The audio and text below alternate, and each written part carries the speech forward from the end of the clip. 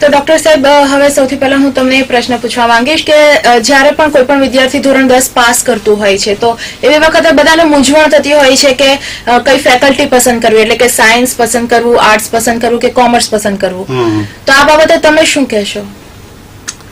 હવે ધોરણ 10 બાદ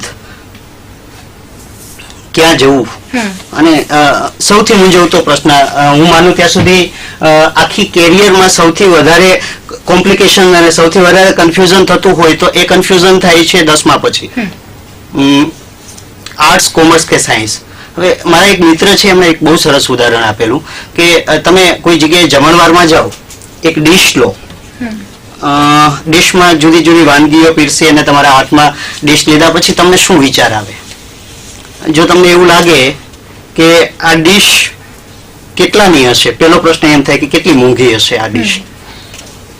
તમે કોમર્સના સ્ટુડન્ટ છો કે તમે નાણાકીય ગણતરીઓ સાથે સંકળાયેલા છો. જો આપણે માનસિકતાના આધારે જ આપણે નક્કી કરી શકીએ કે તમે કયા ફિલ્ડમાં તમારી કારકિર્દી આગળ વધારી શકો.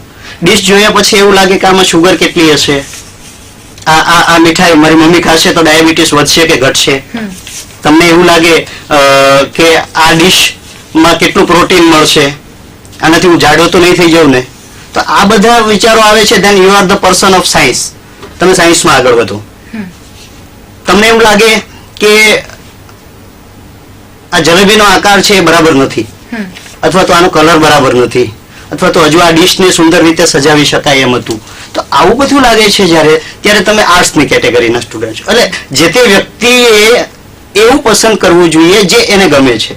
હવે એક માનસિકતા આપણે એવી હોય કે ભાઈ મારા ઘણા બધા સારા ટકા આવી ગયા એટલે મારે 11-12 સાયન્સ જ કરાય, 12 સાયન્સ થઈ અને મારે કાં તો ડોક્ટર જ બનાય અથવા તો એન્જિનિયર જ બનાય. દરેક માટે શક્ય નથી એ. અને તમારું, મેં તમને કહ્યું એમ, તમારી માનસિકતા જો આર્ટ્સની છે અથવા તો તમારી માનસિકતા કોમર્સની છે તો તમે એક સારા ડોક્ટર બની શકવાના નથી જ. એક બહુ ખરાબ ડોક્ટર બનવું એના કરતા બહુ સારા આર્ટિસ્ટ બનવું વ્યવસાયિક રીતે પણ સારું છે, સામાજિક રીતે સારું છે. અને આખી જિંદગી તમે વ્યવસાય લઈને ચાલશો એટલે આખા જિંદગી તમને જે સેટિસ્ફેક્શન મળવું જોઈએ તમારા વ્યવસાયનું, તમને ગમતા વ્યવસાયમાં હશો, તમને ગમતા ફિલ્ડમાં હશો તો તમે એન્જોય કરી શકશો. એટલે 10મા પછી બીજા બધા શું કહે છે એ જોવાની જરૂર નથી. તમને શું ગમે છે, હા, દરેકનું માર્ગદર્શન લેવું જરૂરી છે. વડીલોને પૂછો, જે તે વિવિધ ક્ષેત્રના તજજ્ઞો હોય એની સલાહ લો અને છેવટે તમને ગમતું હોય એવું ડિસિઝન લો. ઓકે, તો ઘણી વખત એવું બનતું હોય છે કે ધોરણ 10 ની જ્યારે એક્ઝામ આપી દેતા હોય છે અને રિઝલ્ટ આવી જતું હોય તો ઘણા બધા પર્સન્ટેજ આવી જતા હોય છે, તો એવી વખતે એવું બધા પ્રિફર કરતા હોય છે કે સાયન્સ જ લઈએ, અને શક્ય છે કે એ લોકો કોમર્સમાં જાય અથવા તો આર્ટ્સમાં જાય તો પણ તેઓ પોતાનું સારું કેરિયર બનાવી શકે છે. પણ પહેલેથી લોકોની માનસિકતા એવી છે કે જો આપણે સારામાં સારી કારકિર્દી બનાવવી હોય તો ફક્ત સાયન્સ ફેકલ્ટી જ છે. તો જો વધારે પર્સન્ટ આવ્યા હોય એટલે 80 કે 80 અપ પર્સન્ટેજ હોય તો વિદ્યાર્થીએ શું કરવું જોઈએ? એક ગાડરિયા પ્રવાહની જેમ ઘણી વખત એવું બનતું હોય છે કે સાયન્સમાં પ્રવેશ લઈ લેતા હોય છે અને આગળ જતા હમણાં જણાવ્યું એમ જ કે એક બહુ ખરાબ ડોક્ટર થવું એના કરતા બહુ સારા આર્ટિસ્ટ થવું એમાં કઈ ખોટું હોતું નથી. એટલે બહુ સારા ટકા આવે છે એનો મતલબ એવો નથી હોતો કે તમે દર વખતે સાયન્સ જ પ્રિફર કરો. કારણ કે 10માના બેઝ પર બહુ સારી ટકાવારી લીધા પછી જયારે 11-12માં તમે જયારે ભૌતિક વિજ્ઞાન ભણો છો કે કેમિસ્ટ્રી ભણો છો અને એ તમારો શોખનો વિષય નથી મૂળભૂત રીતે, તો 12 સાયન્સનું રિઝલ્ટ બગડશે.